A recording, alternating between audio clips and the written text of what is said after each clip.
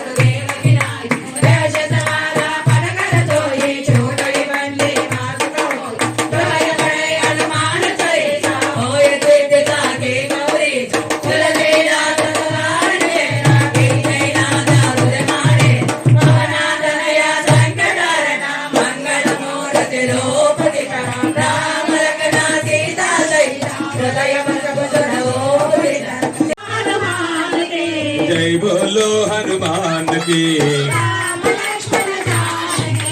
जय बोलो पवन वीर धीर शूर हनुमान की, जय बोलो सीता रामचंद्र महाराज की, जय बोलो